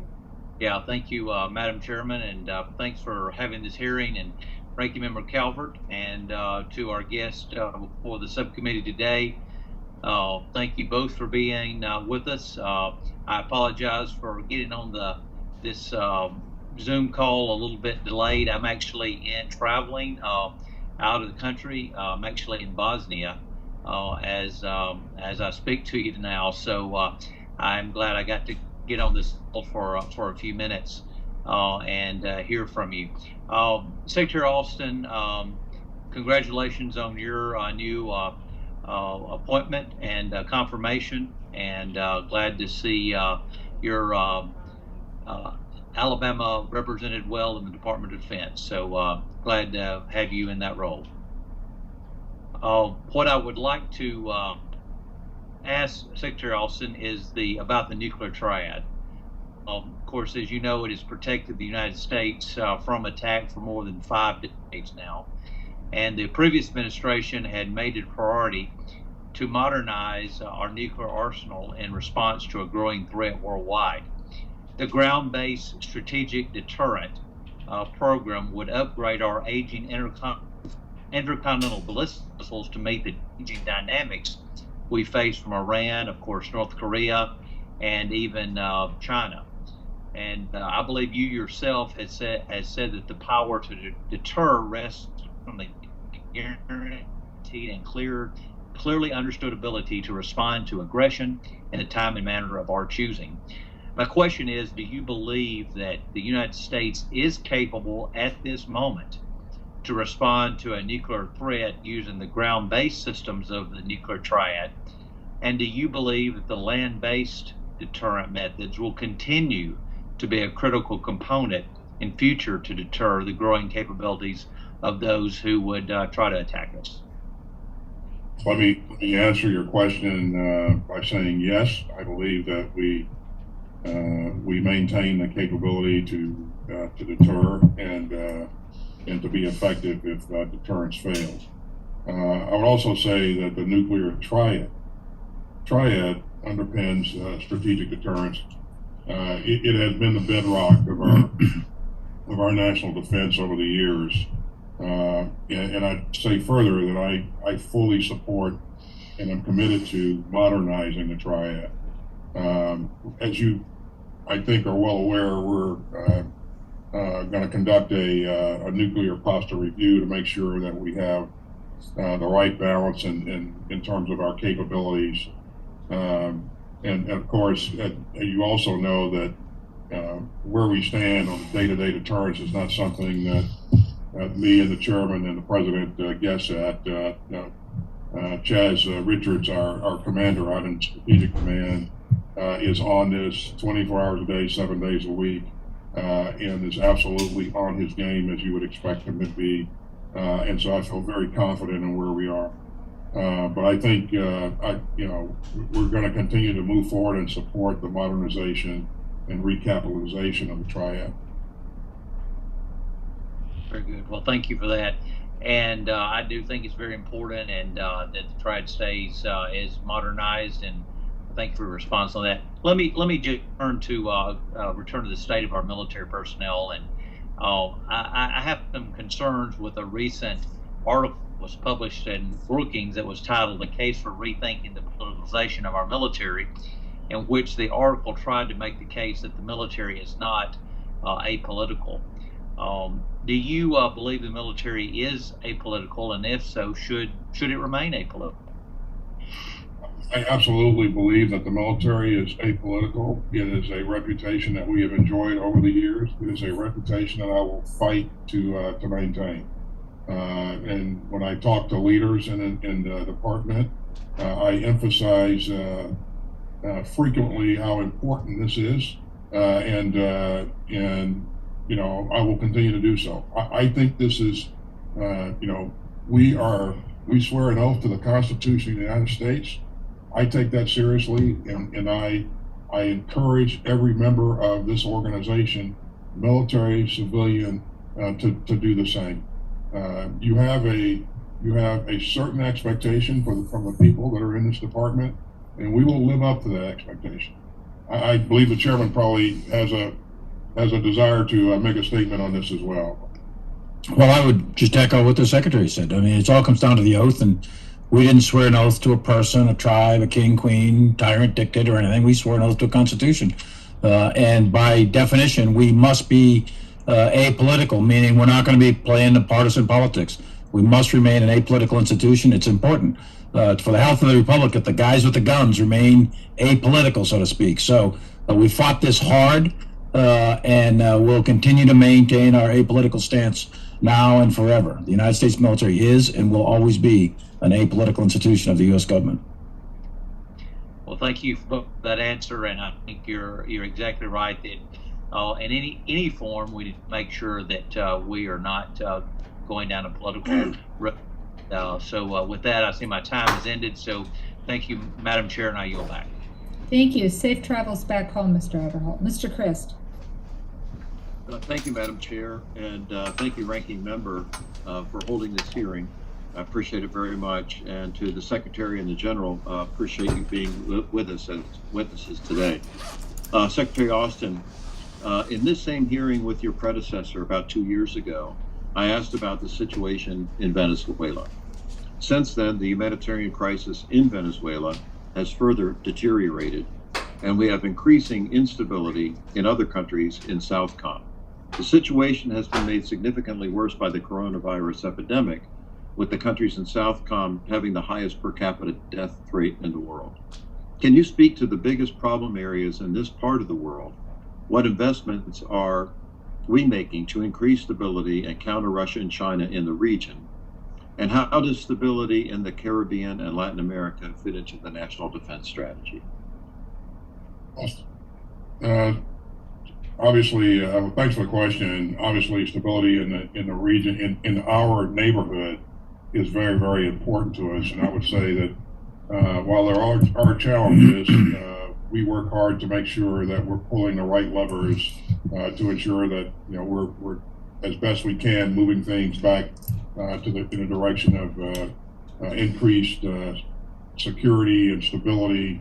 And so that's what Admiral Fowler and the Southern Command is focused on each and every day. We work as a part of a whole of government effort to use every instrument of national power to do what I just described. And in some cases, economic power is far more relevant than military power. Of course, in this region, that is, in most cases, the case. You've seen our Vice President Harris, begin to focus on helping the countries in the region address the root causes of the migration that we've seen here recently, and so the department looks forward to working as a key part of that whole of government effort. And I say key because we have some knowledge of a lot of detailed knowledge of the area, and we can inform her efforts. But again, many of the levers that we'll pull to do what I described, moving things towards greater stability and security will be things other than military. We remain engaged. We conducted some 9 joint training events here in the recent past or in the near future, and so this is creating a greater partner capacity and again, an important region. We're engaged. We're strengthening our partnerships and alliances, and we're helping to address key issues in places where there are problems. Thank you, Mr. Secretary. I appreciate that. My home state of Florida is home to dozens of Coast Guard commands, and my district has among the highest number of active and reserve coasties in the country. While we all know that the Coast Guard is under Homeland Security, many of their missions are in support of and collaboration with the Pentagon. Could you tell us how the Coast Guard fits into our military community? And from a Joint Chiefs perspective, how closely does the Coast Guard leadership work with you in support of your role advising the President and informing the security decisions for America? I'll turn it over to Chairman in a second, Congressman, but I would just say that the Coast Guard is a part of just about everything we do in the Department of Defense. It's been a long time since I had a uniform on, but I would tell you that when I wore a uniform, I went a lot of places. There was no place that I went where I didn't find Coast Guard participation and adding value to our overall efforts. And that's been especially true in the Middle East, and we see it to be the case also in the Indo-Pacific, which is, as you know, our main effort right now. So, Congressman, with respect to work on the Joint Chiefs, Admiral Schultz, and first of all, great individual, great admiral, and great leader of the Coast Guard, fully integrated into the Joint Chiefs, not necessarily by law, but attends all of our meetings, has valuable input, and provides tremendous advice, not only to me and the other Joint Chiefs, but also to the Secretary and the President. So he's fully integrated. And we have Coast Guard capabilities and assets in Central Command, Southcom. We have in Indo-PACOM, etc. They provide a wide variety of tremendously important capabilities. So fully integrated into the Joint Force. And thanks for the question. Thank you, gentlemen, very much. I appreciate that. I notice my time is up, but I think a Coast Guard question is important to our chair. She has a lot of coastline on Lake Superior. So thank you, Madam Chair. Always looking for a safe harbor on Lake Superior. Gentlemen, we have enough time for the committee members that are remaining to ask a 2-minute question. And Mr. Calvert, I have a question for you. Would you like to go early in the order, or would you like to close with me? I'll close with you. Thank you. Thank you. Mr. Cuellar, 2 minutes. Yes, ma'am. Thank you so much. Gentlemen, I want to ask you questions about rare earth mineral sets. The United States needs to do more to secure the supply of critical metals. One of the things that we are looking at, that even as domestic rare earth mineral has climbed by 40% in 2020, the department is still working with some foreign investments. I know that my Texans know also that we are doing some work here in Texas, and Mr. Secretary, in support of the President's recent executive order on American supply chain, you all are doing a 100-day review of critical materials. So I just want to see, what are y'all doing to address this issue so we stop depending or stop the domination of China?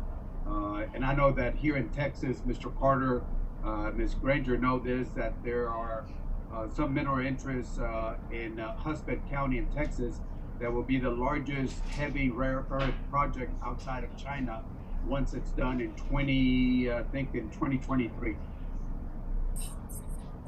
I would just say, Congressman, that this is a very, very important issue to us, and it is all about supply chains, and we are constantly assessing our supply chain and supply chain vulnerability, and we know that this is something that we're going to have to remain focused on, and this will cause us is causing us rightfully to really push to invest in our defense industrial base here at home and create capabilities that, again, some of the things that were being produced or created offshore, we want to reshore those efforts, and we want to do everything we can to thwart foreign influence on our supply chains. The Deputy Secretary, is absolutely focused on this. She will work together with our incoming head of A&S and R&E to make sure that we acquire the right kinds of capabilities, that we invest in the right things in the country here. And I would just say that that's awfully important to us. And we're getting started. We got a long way to go, but we're going to move as fast as we can because of the vulnerability that this creates. Thank you. Mr. Carter. Thank you. Thank you, Madam Chairman. General Milley, are you concerned about the difficulty the department has had in retaining combat casualty care specialists? What are the assumptions the Joint Staff is making about the ability to recruit military doctors and specialties that have historically been difficult to fill? Mental health and psychological health care will continue to be imperative, especially if our service members are faced with mass casualties on the battlefield. Yet the department suffers the same shortages the whole country suffers in this area. General Milley, how is the Joint Staff working with the services to encourage integration of behavioral and non-behavioral health care in our treatment of facilities and in theater? And Secretary Austin, what resources are being invested in this critical area? Well, let me start off, Judge Carter or Congressman Carter, and I think I got most of that, to be candid with you, and I appreciate you asking the question, and I know you're hurting there a little bit. But first of all, the Joint Staff works hand in glove with the services. I've got a great Joint Staff surgeon, Dr. Friedrichs, General Friedrichs, and he works hand in glove with them and the department's health agency, the Defense Health Agency. So collectively, what we're doing is ensuring that we have adequate health care for not only the soldiers, but or not only the troops, but also family members, dependents, veterans, civilian workforce, and so on. It's a very big enterprise. The military healthcare enterprise is probably, and I'm not 100% sure, but I think it's the biggest single healthcare enterprise in the United States. It's huge. And with respect to recruiting, to make sure that we have the appropriate healthcare professionals, the doctors, nurses, the medics, and all the specialists and technicians, that's a very active area of recruitment that we do. We have special benefits and programs to bring them in. We train them, we give them scholarships, and then we develop them accordingly within the military. So it's a critical area. We recognize it as a critical area. And we're not just doing it for general purposes. It's all got to do with combat power and readiness. And we recognize the importance of that for our operational contingency operations throughout the world. And I would just add on by saying, Congressman, that the health and welfare of our force, family members, and it is extremely important to me, and we remain focused on this issue. It's something that we review constantly. We want to make sure that we're investing in the right things, to include making sure that we have the right amount of mental health care professionals in the inventory and access to those professionals, which will help with a number of issues. Foremost among those issues is suicide prevention. But again, the ability to deliver effective and efficient health care to our troops and our families is absolutely important to us, and it is a force multiplier, as the chairman has said, and so we'll remain centered on this. Well, thank you, Madam Chairman. I yield back. Thank you. We just had our hearing on healthcare defense this week, so it's on everybody's mind. Mr. Aguilar. Thank you, Madam Chair. One of the questions, Mr. Secretary, surrounding the FY22 budget request is the extent to which, and this is building off of Mr. Adderholt's question, the extent to which the DOD may change nuclear modernization programs, such as the ground-based strategic deterrent or the long-range standoff weapon. The GBSD program in particular has become the subject of speculation as to whether the administration will continue it as planned or make changes. Mr. Secretary, what's the plan for fiscal year 22? What do we propose for nuclear modernization, specifically the GBSD and the long-range standoff weapon? Well, as you know, and as we mentioned earlier, thanks, Congressman, for the question. We're going through a nuclear posture review, and we will continue to assess, where we are with GBSD, and again, we'll make what we believe is the right decision going forward. But that continues to be a work in progress as I speak. You should know, though, that I am committed to modernizing the triad. What can we expect to see within the FY22 budget with respect to these while the review continues? Well, without getting ahead of the release of the president's budget, I'll just say that you can expect to see continued investment in the modernization of the triad. I appreciate it. Thanks for the answers, gentlemen. Yield back, Madam Chair.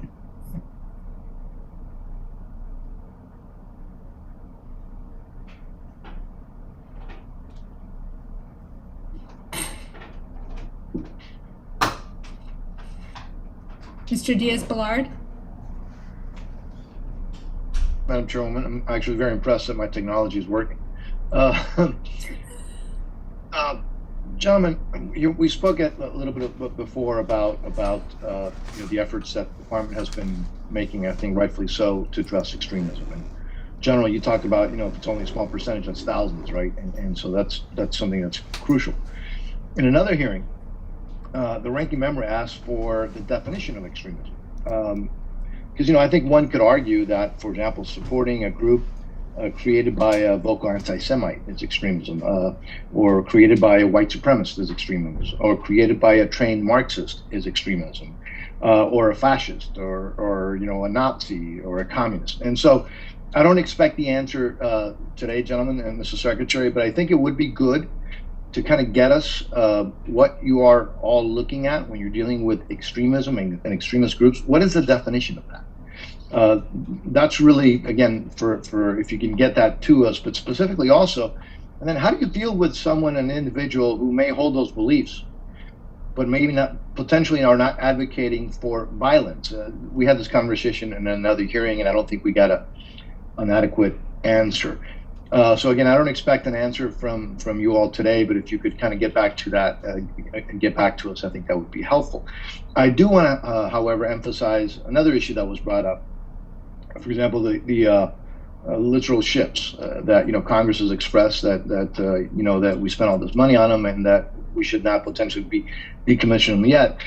Gentlemen, you all know better than me the impact of narcotics coming into the United States from the Western Hemisphere. The thousands and tens of thousands of Americans who died because of those narcotics, not to mention human trafficking. I unfortunately fear that those numbers of narcotics, because of what's happening in this hemisphere, might increase, not decrease. So I would just hope that you all continue to look at this hemisphere.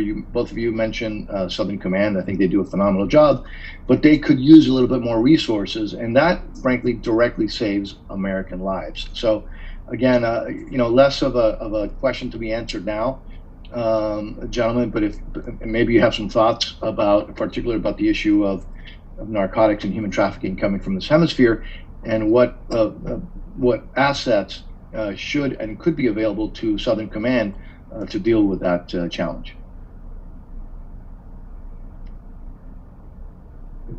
Well, let me, Congressman, two things. One is on extremism. You're exactly right. Definition is going to matter. The Secretary has established a working group. That's one of the things that they're tackling is precisely how do you define it? Because our Uniform Code of Military Justice, our methods and systems of maintaining good order and discipline within the force are dependent on clear, unambiguous definitions. Because we are enforcing policy, enforcing laws, enforcing regulations, etc. And for sergeants and captains and colonels, etc., to do that, we at the senior leader level need to clearly define what it is we expect. The second thing that I would say on that is we have to be careful to distinguish between behavior and belief.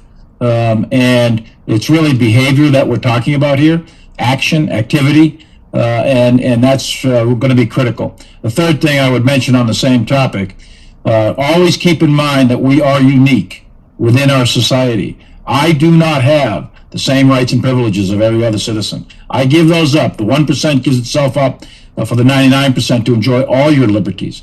Because the business we're in is dependent strictly upon teamwork, the collective activity. It's strictly dependent upon cohesion of a unit.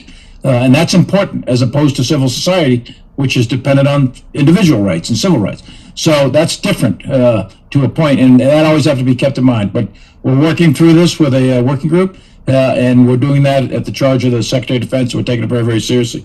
On the part about Southcom, they do great work, and you're right, they're always short on resources, and we think we have distributed the resources appropriately around the world. We're always dealing in limited resources. The Secretary every week has got to make decisions on how to manage shortages. That's just a way of life in the Department of Defense. We always do that every single day.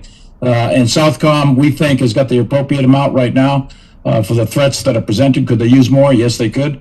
But I think Greg Fowler and the team down there at Southcom are doing a great job dealing with what they got. Thank you. I yield back, Madam Chairman. Mr. Calvert, that leaves you and me to close. Mr. Calvert. Thank you, Madam Chair, and this has been a very good hearing. Thank you for putting this together. I have a number of questions I'm going to submit for the record, both to Secretary Austin and General Milley. One of those is going to be about small business innovation. You've heard me talk about that, and I've talked to both General Milley and Secretary Austin about that, about becoming a trusted partner and getting through the valley of death for these small innovators where they can become a good partner for the U.S. military. ISR, how are we going to transition to what we have to what we need? That's a big question. As you know, the combatant commanders are always asking for more ISR. The Afghan withdrawal, how's that's going to go, and how we're going to deal with our friends as we move out of there. The fighter fleet, the F-15E, the F-18 fighters, the F-35s, the future of the F-22. These are very costly, and obviously we need to look at that. And finally, China, again, as I look at the number of ships in the Chinese Navy, it now exceeds that of the United States. And I know our capability is better, but they have good capability in their ships, obviously, because they stole our R&D. And they're on track to build, as I look at these numbers, 18 to 20 ships per year, doubling our output. So concern that we should have, that I remember Churchill's two words, that he had the worst two words in the English language, too late. So we all should remember what the Chinese are doing at the present time. With that, Madam Chairman, I want to thank both of our guests for their service to the United States for so many years. We all appreciate that, and we want to make sure that the men and women that you lead have a wonderful Memorial Day, and we remember those who came before us. With that, I yield back. Thank you. Well said, Mr. Calvert. My question is, well, it's been bothering me for quite a while, and it's modernization and legacy systems. And you gentlemen have heard me talk about it before, and I mentioned it the other morning again. So the skinny budget with its release of $715 billion in the FY22 request, the Department of Defense indicated that it will propose to redirect resources to top priority programs, platforms, and systems by divesting legacy systems with less utility in current and future threat environments. So definitions are important, and maybe it's from being a teacher, and that would be one of the things that we would have on the test, right? What does this mean? Absent a common definition of legacy platforms, some of the services have produced their own response in committee inquiries.